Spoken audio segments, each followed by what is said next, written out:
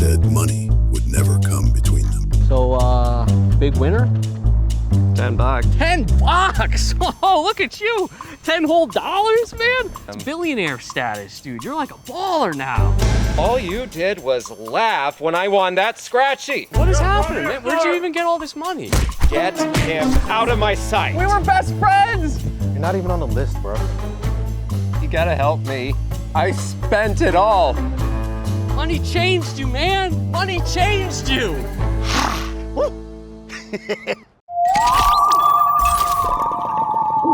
Do you like comedy? Do you like things that are gonna make you crack up? We have a great film for you tonight called For the Love of Money. We're gonna be talking to Joseph, the writer, director, and he also acts in the film. He's an awesome guy, really down to earth. You're gonna be a little surprised about his approach to the film. I was. He talks about how he allowed his actors to ad-lib and he gave them the freedom to have free range in a sense. Obviously he had a script, but he gave them the ability to kind of flex their creative muscles. And he leaned very heavily on his editor, who did an amazing job. Leave a comment, stay afterwards, and happy watching. You know, Brian, it's great catching up with you, man. Like, Yeah. what have we known each other, like 30 years? Oh God, has it been that long? At least. I mean, we had Miss Daly's class together. Oh, that's right, yeah. Miss Daly. How's the job hunt been going? This last place, I was really hoping to get it, but it's been like 3 weeks now and I still haven't heard from them. Shit, man. Hang in there. Job market's hard. Yeah. You still having issues with rent, too? Yeah. Shit. Hey, you mind if I pop into the gas station real quick? You gotta take like a big plump dump or something? What? Ew, no. What do you need at the gas station? Well, I was hoping to get one of my scratchies. Yeah, I know, man. I was just busting your balls. Of course you're getting a scratchy. You've been getting those for years. You ever actually win, though? Hey, you never know. Yeah, that's fair. Yeah, go for it, dude. All right, well, I'm gonna get my scratchy on. Okay, I'm rooting for you. Big Money Bride, what's going on, man? Hey, mate, yerba mate. Got an itch for my scratchy. So, when you win, you're gonna buy me that nice shiny car. You know it, my guy? See you soon. See Good ya. luck.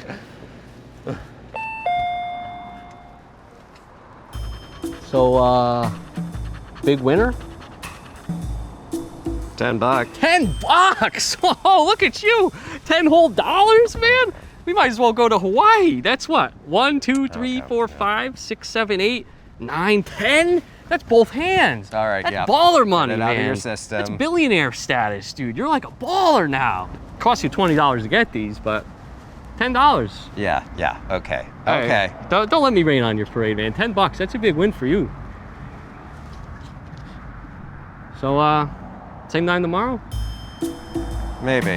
You can get drinks. I mean, you got a lot of money these days. Okay. $10. Yeah. All right, man. All right. I'll catch you, huh? Yeah.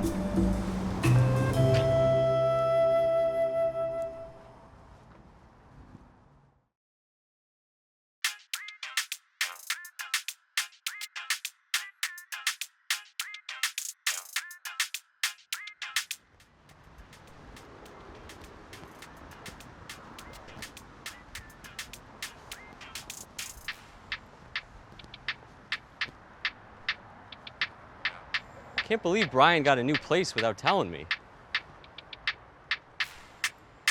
My boy Big Money Bride got me a new car.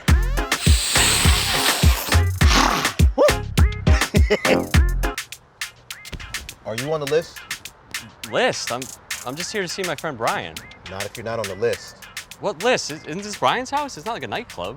What is your name? Joe Kowalski? Cool. How do you spell that? Just like it sounds. Well, it sounds like you're not on the list, bro. Don't you? Should have been a Walmart greeter.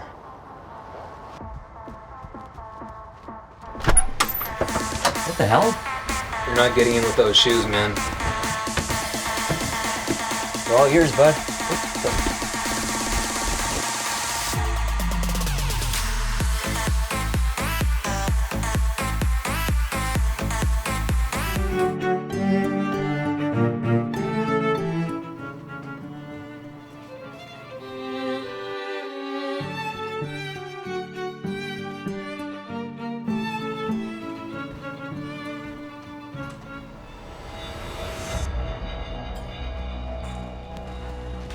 Brian, what the hell's going on, man?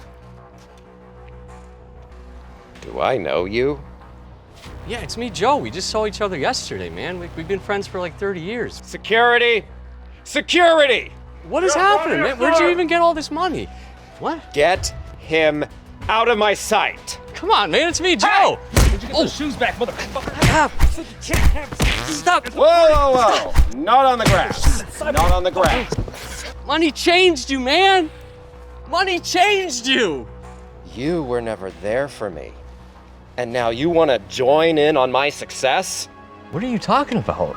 Yesterday, all you did was laugh when I won that scratchy.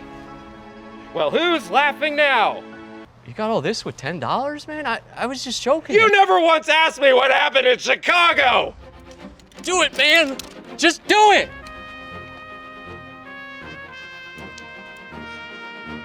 Goodbye, old friend. Oh, fuck. Oh, God. Hey, come on, man. You don't have to do this. You don't have to do this. What? Brian, it doesn't have to be like this, man. We were best friends.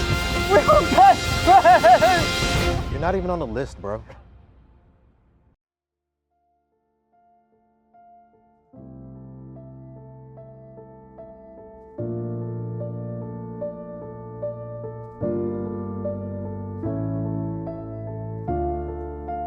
Did you think of a name for the baby like I asked you to?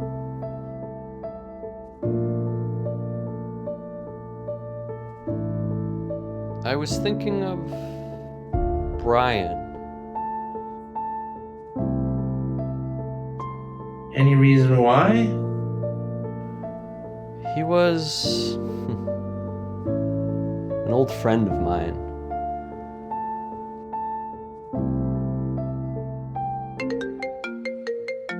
Oh, and he's calling me right now.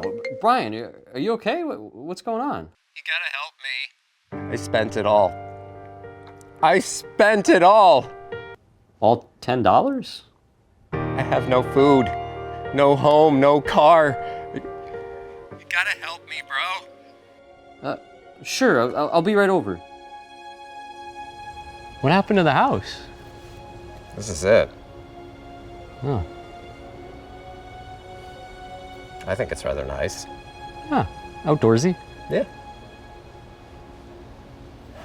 Look, Joe, I'm sorry about all that stuff that happened before. Money shouldn't come between us like that ever again. Agreed? Agreed. Ooh. Is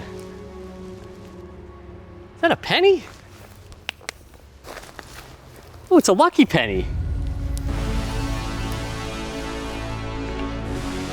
It's my lucky day.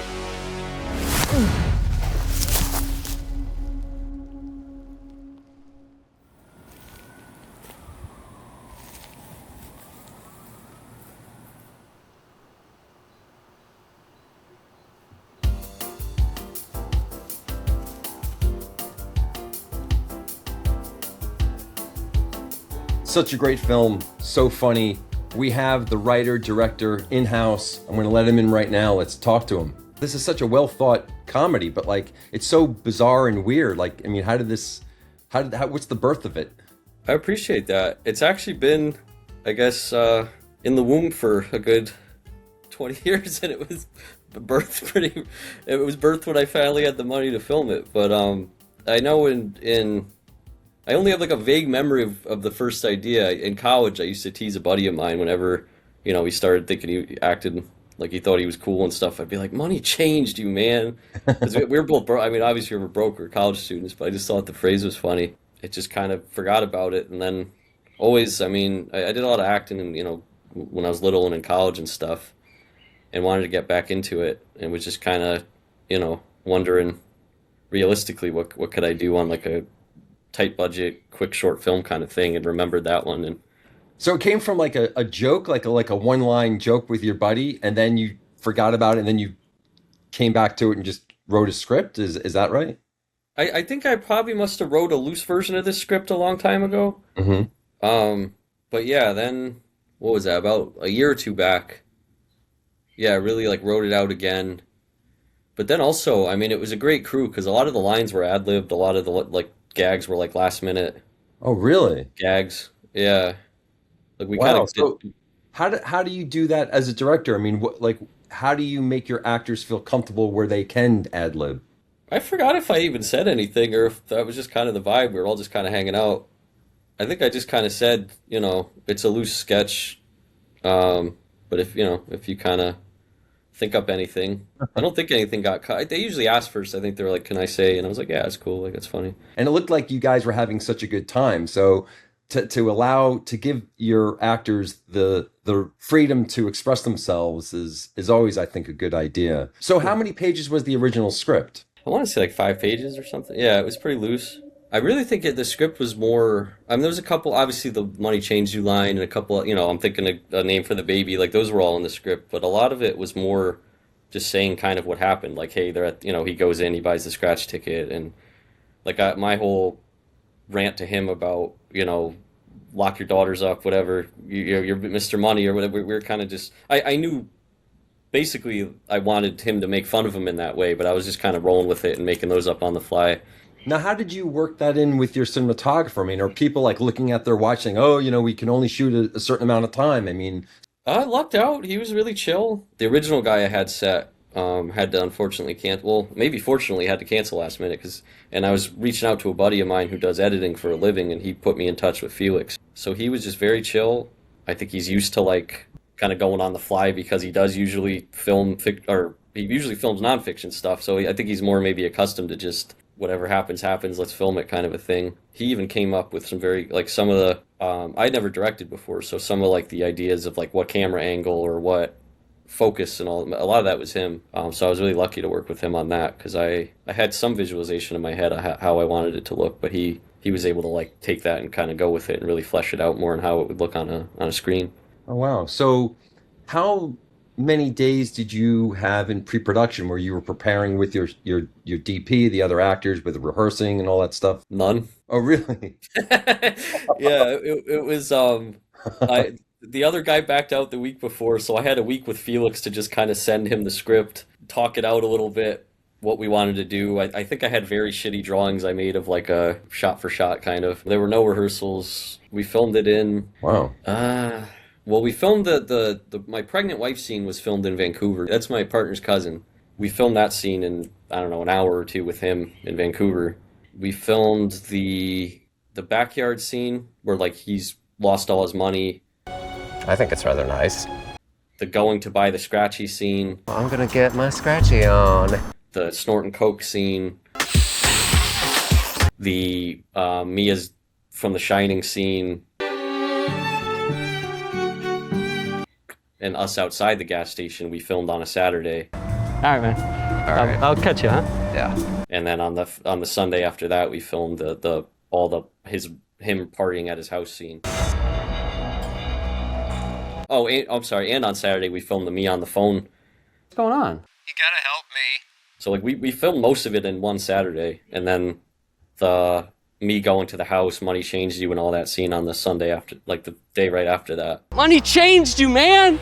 So yeah, I was pretty nervous because I did it all. I wanted to do it all by the book, so like I had like insurance to cover the day of film. I was literally like I cannot afford to make this go more than 2 days. Like Yeah.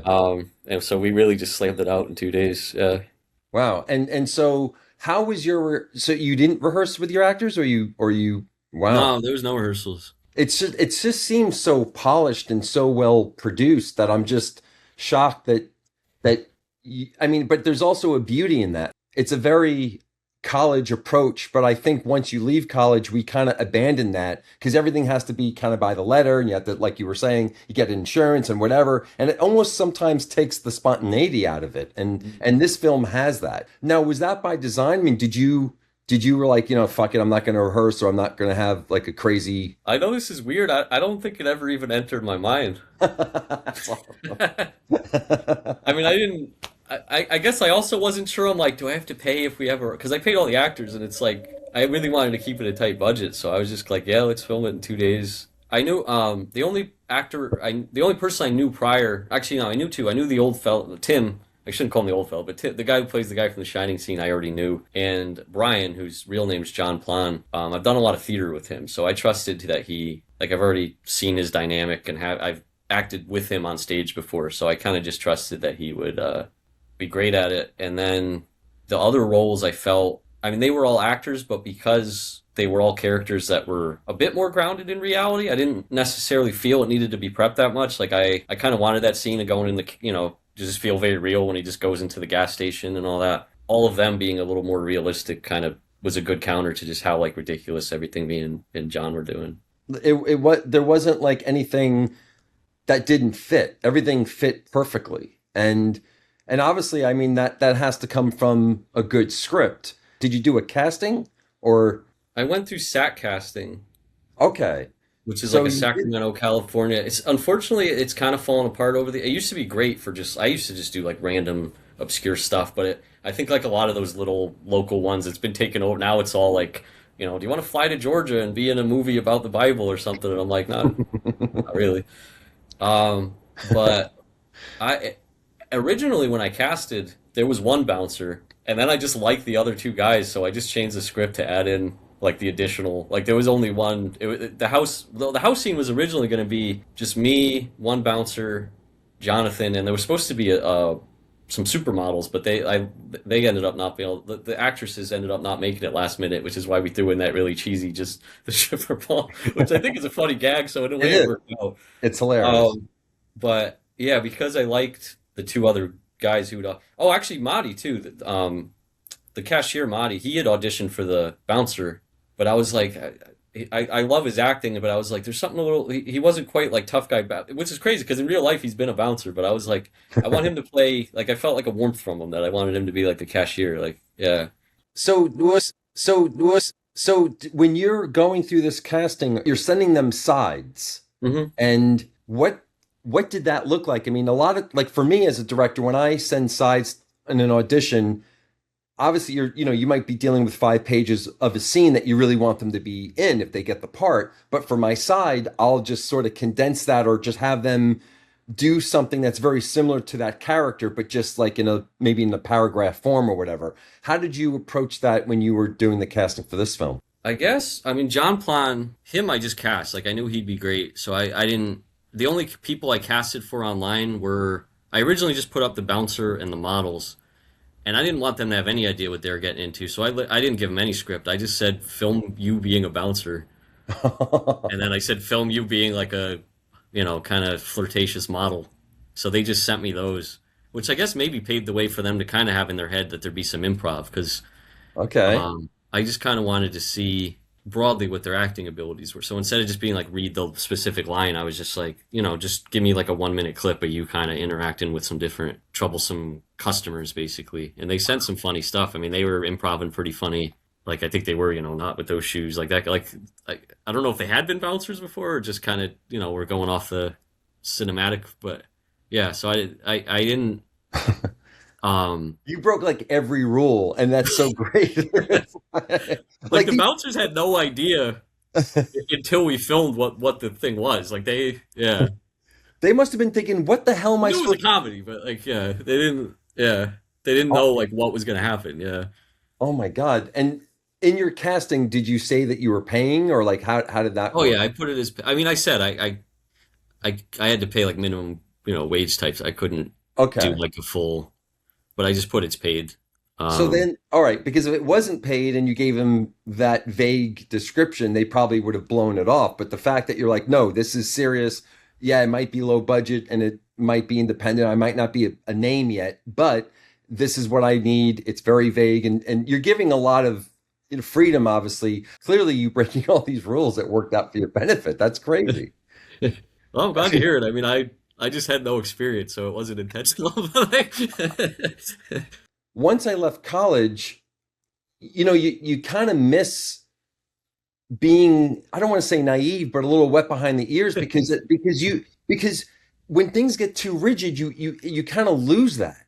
And here you have this great film that you did that looks polished as hell. It looks like it could be like on a major, platform, and like to learn that this is, you don't have experience. I mean, it's just no. I would never have guessed that. There's no way.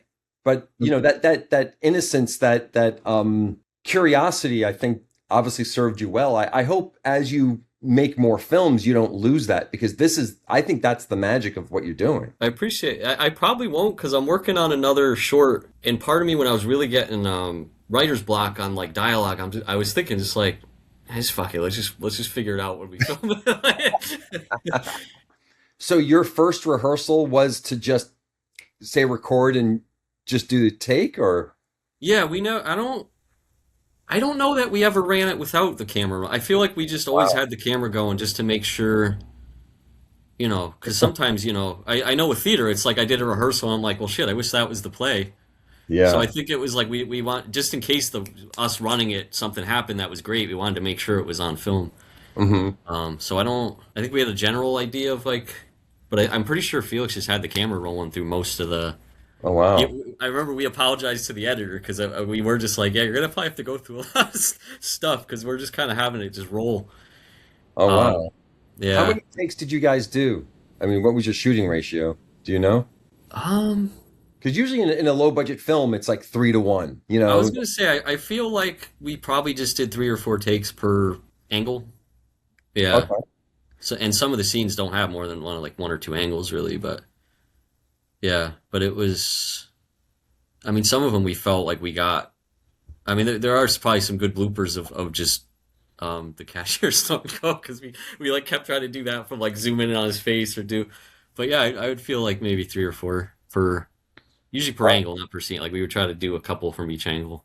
And did you find it that your takes, in the editing suite, did you usually use the first take, or like was there a pattern? Like, because obviously if there's a lot of freedom on set, like you can get so many different things, but sometimes it might get stale at a certain point. Like, did that ever occur? Or yeah, I really trusted my buddy Snay was the editor. He kind of brought it to me once it was like pretty like it was I trusted him to kind of figure out what looked best visually and take that, and then wow.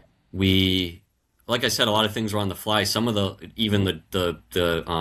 last minute gags were through the editing process. So like, it's a subtle one, so I don't even know how obvious it is. But when we were trying to figure out like music, when I'm on the phone and he's like, "Help me, I lost it all." Like when I'm talking, it's just completely silent. But every time he starts talking, it plays this really like sad music. So yeah, it was like I trusted Snay to kind of get it a pretty rough cut, and then I like really helped sit and tweak it. So I actually don't recall which takes he used. I just helped him polish it up, of like shorten this bit, or he even was good at like because we didn't have the option to reshoot, he just had the ability to like zoom in a bit on one of the scenes where like we're in it was actually a very wide shot of us in the parking lot, and he was like, no, this needs to be tighter and closer, so he was able to like crop it without it being blurry and stuff. Yeah.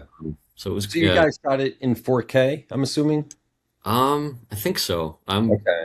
I really don't know anything about like cameras or anything. Like, I love it. I think that's it's inspiring. It's inspiring because my whole thing as the founder of the Weird Short Films Festival, I love people's success. I love other people's films, and a rising tide lifts all boats. And I think I try to encourage people to shoot stuff, and you can even shoot a short film on your phone, and you don't need to necessarily go to college for this. You can, but I'm talking about narratives. I'm not just talking about content, because everyone can do that.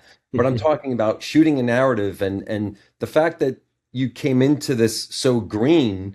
I mean, obviously you had acting experience, which I think is, definitely served you well, but it's inspiring to hear that you kind of went into it and just had fun, and it shows on screen. Like, it's really so well done. And to give trust to the people around you is, I think that's such a high level thing to do, because a lot of directors, they want to control every little thing, and it's like, but you have a team and it's a collaboration, and if you can trust your editor, I mean, that's a lot. That's really cool. I guess it helped that I had no idea how to do it, so like I would not have the patience to sit there for, I don't even know how long it would take to like, yeah, so logging is the worst. Yeah. But like, I guess organize all that shit is, oh, it's the worst. Yeah.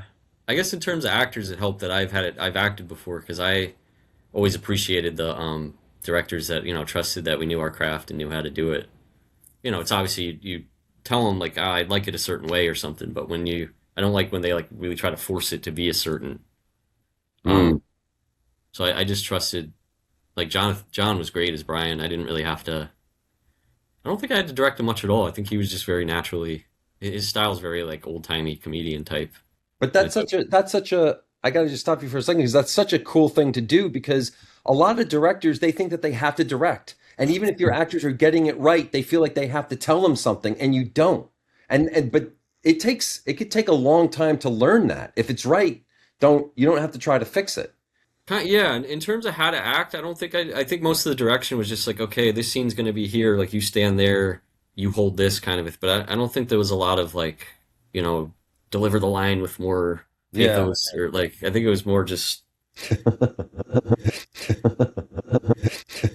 yeah, because even the one who comes over and punches me, he was a very, very amateur actor, but I liked, like, I think that made it a little more surreal that he was, it wasn't even, I hate to say, it wasn't even necessarily that great, like, but it fit, like, it made it a bit more surreal that, yeah, like, he just walks over and decks me, and I don't even know if it clearly looks like it decks, like, yeah.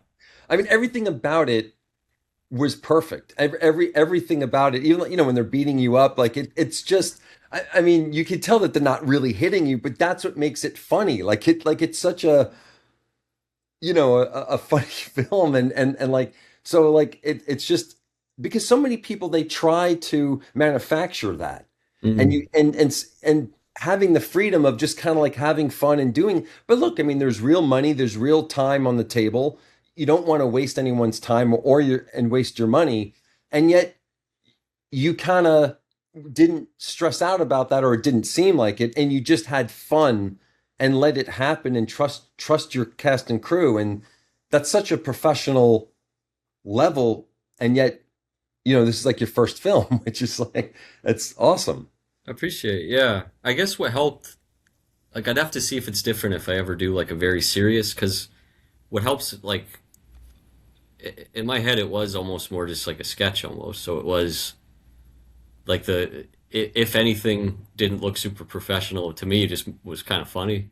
Mm-hmm. So I do wonder if I ever do like a very serious, if I'd be a little more concise, but I felt like the chaotic nature of it just kind of added to the surrealness of it.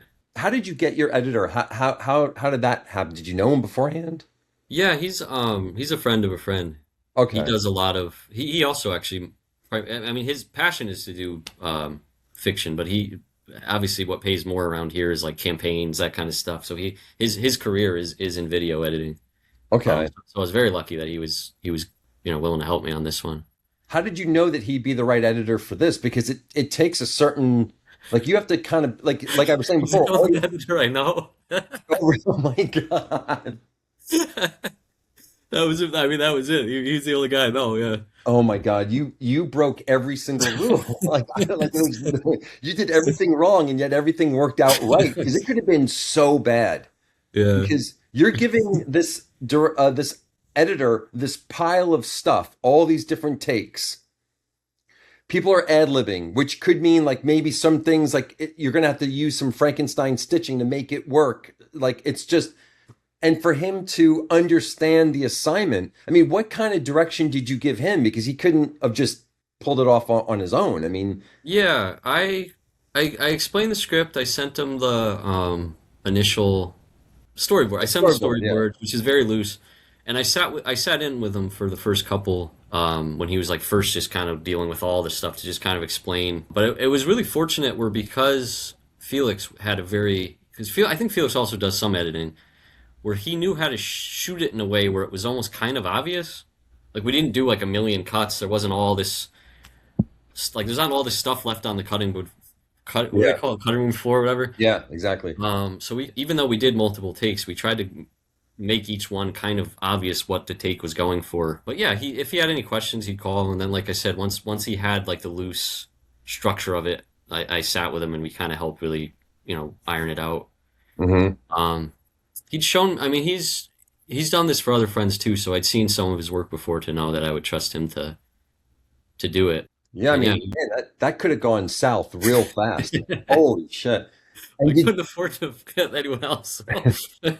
now, did you He give was great. Yeah, he was good. like a time limit? Like, I mean, how did that work out as a producer? Like, I mean, whether you paid him or not, like, but there had to be some sort of like, hey, I can only work on this for this many days. Then I have to pay you. Then you have to pay me extra or whatever. Like, how did that work out?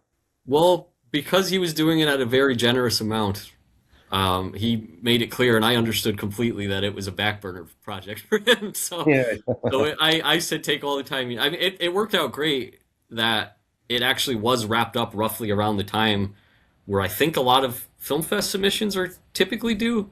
Mm-hmm. But I wasn't like, get it done by this time. He was just like, hey, this might take me a while because campaign season's coming up, and I got to take the real paid gigs over. Sure. So there wasn't like a concrete deadline. It was kind of like, thanks very much for helping, and obviously you got to take the like well-paying gigs more. So Sure. yeah. And then after when you get the rough cut, you said that you showed it to a few friends, and then were you taking notes? Like, how did that process work out?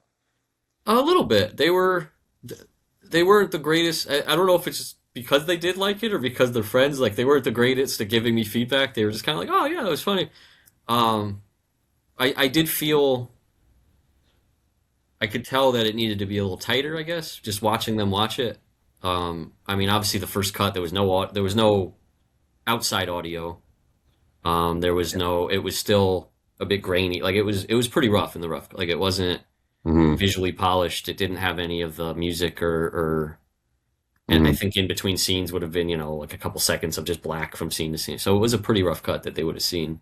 So I think I just realized the importance of like you said, the final product is pretty polished. So I realized it would be important because I think when I would just film random stuff for YouTube or stuff, I never thought in that way. So it is just kind of rough and good. But I was like, if I want to send this to a film fest, it would be important to get the music exactly right, get the timing exactly, like really polish it up.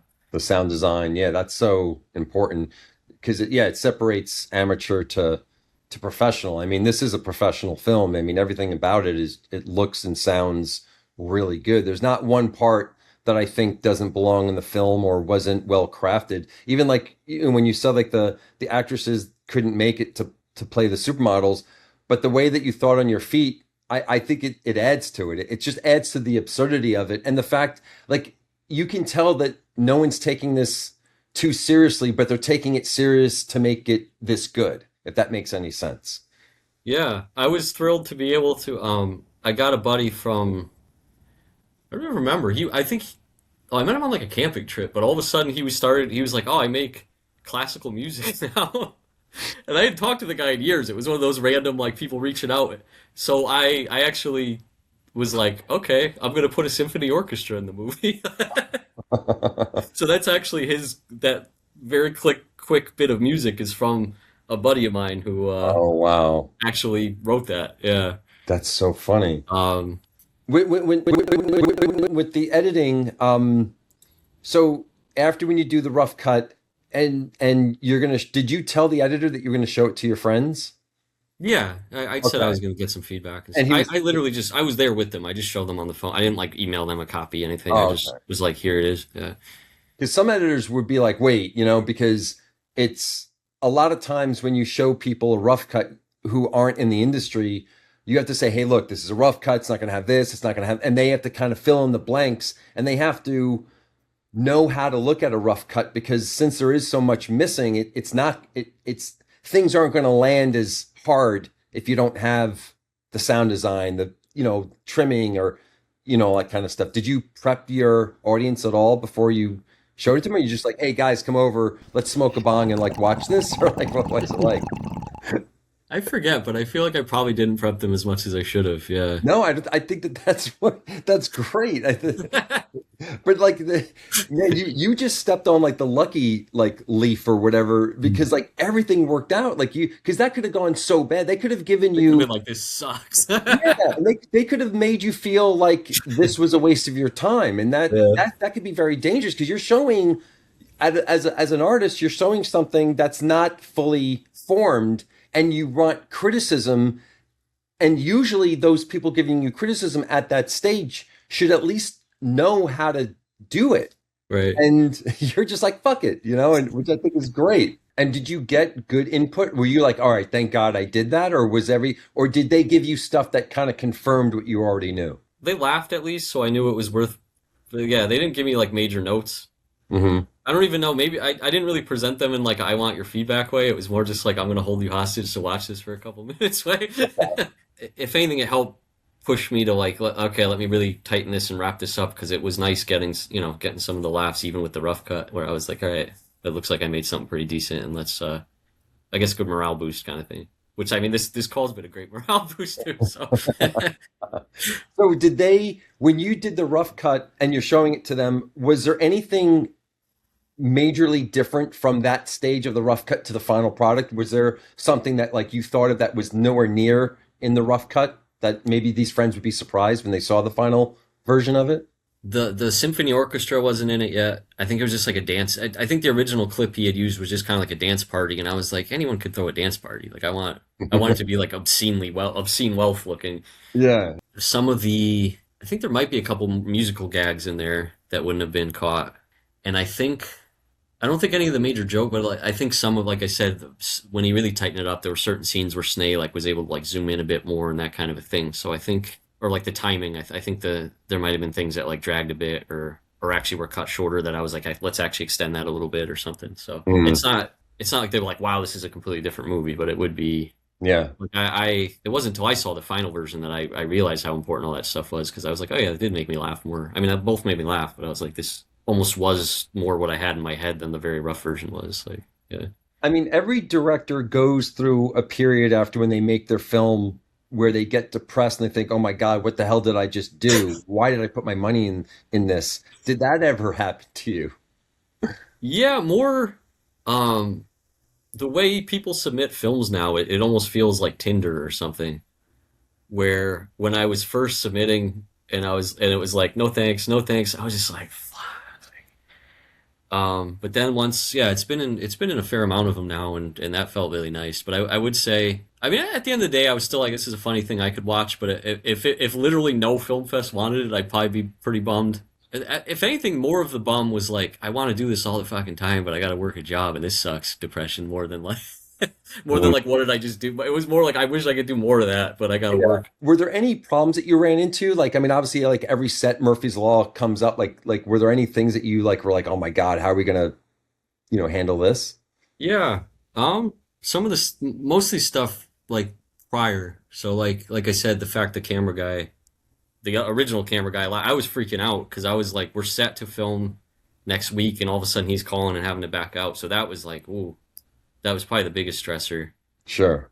And then there was supposed to be two actresses as models. One, all of a sudden, last minute, was like, my husband doesn't want me to be in the movie. And I was like, it was listed as a model a long time ago. Like, I cast it almost a year before we actually filmed it, because I just had to do, once I realized how much paperwork and shit I had to do to make it, official, it was like cast and then way later filmed. So it was very last minute. She was letting me know that. And then sadly, the other actress day of was sick, and because I had insurance to film and all that, I literally couldn't change the day. I couldn't take the hit financially on that. Now, when a lot of the stuff is shot outside, I mean, what was the lighting like? Did he have like a bunch of lights, reflectors, like a crew holding up stuff? Like, what was that like? It was just him, and then my girlfriend helped a little bit with some of the equipment, and my buddy, I filmed at my buddy's house, and his fiance helped a little bit too, but and I think a couple scenes I might have been holding like had the headphones on or something. I know the scene, I think, where I go up to go into the house, I think we had a light behind me, and then the scene where I'm in my chair like looking at a picture of Brian, he had some like lights set up outside, but I think most of it was natural light. Did you had a separate sound person, or was that also the cinematographer? It was primarily him for a couple scenes. Yeah, for a couple scenes, Kat, my partner, helped, and then a couple scenes, Evelyn, my buddy Ash's fiance, helped. But it was primarily him or me. Oh wow! So when you say help, do you mean like holding up the boom? Holding the boom, or having the headphones on to say that the sound was good. Because we were all mic'd up. Yeah. But it was your DP that actually brought the microphones. It Oh wasn't. yeah. He brought the cameras, he brought the microphones, he brought Okay. it was all yeah. He had like a big van just filled with equipment because that's his job as well, was like filming like How documentaries. was dealing with the insurance company? Sometimes that can be a little tough. I forgot which one I went with. It was really hard finding one willing to do it because Really? most insurance would be I have a year's insurance, and I'm like I'm filming for 2 days. I don't need Yeah. to pay the amount of money to have a year of insurance. But because it's so short term, there was only like highly specialized place. I think there was like one or two in New York. I think I went with one out of New York or something. I forget, but there's so few that were willing to insure. I don't know if it's because they think it's high risk or if they think a 2 day client's not really worth the trouble because they're probably having things that are like thousands and thousands and thousands of dollars. And here I'm like, here's $800 or something. So like, Yeah. I mean, I didn't expect any issues, but I was very paranoid about like, all right, what if someone falls on the set and then I'm out $100,000 or something? So I was like, all right, let me make sure I get this covered. Like, I mean, I think it's always smart to get insurance. I don't always get insurance because sometimes, it could sometimes be the most expensive thing that you get. yeah, it actually was. Oh, really? I think so. Yeah, because I mean, like I said, the actors were How much did you pay for insurance? Do you remember? no more than like 1,600 or something. But Yeah, it's not yeah, cheap. It sucks. yeah. It's like, here's money in case something happens. Oh, In nothing case something happened. happened. I guess you keep all my money. Like, it's like, Yeah. were these actors SAG or they non-union? No, they were non. Yeah, they were all office SAG casting, non-union. Wow.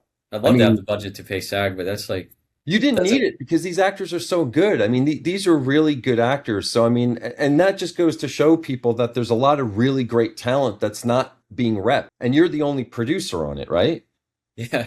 Yeah. I mean, it just looks very well produced that Mm. it looked like you had a crew that like really knew what the hell they were doing from A to Z because again, there's nothing in this film that stands out that's like, oh, okay, that he's showing his colors. I now know he's not seasoned and there's Mhm. none of that. It's very well produced. I mean, it's the kind of film that I wish I did, like I watched this film like, oh man, like I'm so happy for you, but it's like such a good film that like, not jealousy, but it's just sort of like, you just like look at a film like, man, you make it look so easy. And then when I talk to you, like, it kind of like feels like it kind of was. I mean, if you ever want to collab, I'd love coming out to Brooklyn. I would love that, man. Yeah, Because let me I know. think your character was so good, and meeting you in person at the Weird Short Films Festival, you were very cool, very down to earth, the kind of people that like I like kind of hanging out with. How is your festival run? Like how has that been? What's that experience been like? It's been cool. Unfortunately, when you're self-produced, I mean, I've made it to just two of them because I don't really have the money to be flying all over the country. So Yeah. I had to go to the very first one, which was the Cleveland Short Film Fest, because I was like, oh, it's my first ever film fest. That was awesome. I actually met a guy there that I might collab on a like he does horror, so I might collab on like a horror film with him. Oh, nice. And that was really cool. Cleveland, underrated city. It was very interesting there. It played in like Texas, it played in Utah, and then the other one I was like, I have to go to one because my brother lives in Brooklyn, but also I was like, was it High Times Magazine? Yeah. Yeah, we got some Vampire great. ladies judging the movie. I was just like, come on, I gotta like that was, and that was all. I mean, like I was, I guess the way you were impressed, it was my first movie. I was really impressed that was your first film fest because that was like very tight. Thank Some very bizarre characters there, some amazing movies, you. Yeah. and it was awesome. So I was like, but I mean, it was just, I think, I don't know if you ever seen that dumb meme of like Vince McMahon where every image he's like more like amazed, but it was kind of like where it was just like High Times Magazine, like burlesque show, like it's just everything I was reading in the description. I was just like, what? So I was like, I had to go to that one. Having High Times as a sponsor is great, and their article hasn't come out yet, but when it does, like that's going to be amazing because it's fucking High Times. I mean, one of the reasons I was like, I want to go check it out was just, I like your films as well. Like I'd watched most of the ones on the YouTube channel, and I was like, one, I wanted to go because I was honored to be accepted, but I also was just like, I think I'm actually going to enjoy all of these. Like sometimes the film fests are so broad, it's like I don't know, maybe there'll be a handful I like, but this was like, and I liked every single one that played. So it was cool that they like specifically focused on ones that might be a little too strange for some of the more a bit mainstream fests and stuff. Which is weird because if you think about the film Obsession and Backrooms, you know, people want something They want that's weird shit. Yeah. Yeah. you know, and they are both filmmakers that made films and got discovered through YouTube. And so the power of YouTube is great. And films like yours, I think, is so well done that I think that if someone had the money to do a feature and they wanted a good director, I think if they had you, they'd be lucky to have you. I mean, I think it's, you know, so well done. And I really think that this film is going to be a launching pad for you. All right. Well, look, it's been a pleasure talking to you. We've been talking for a little bit, and it seems like time just flew by. I'm so stoked that you were at the festival in person. So happy and honored that you submitted. But I'm really happy that we got a chance to talk. I think you have something that's undeniable, and We're gonna do great things, man. I hope. I'd love that, you know. Let me know, yeah. You know, thank you so much again for being part of this. I really appreciate it. Likewise. Thanks for taking the time to interview me. How funny was that film? Well, if that's what we know.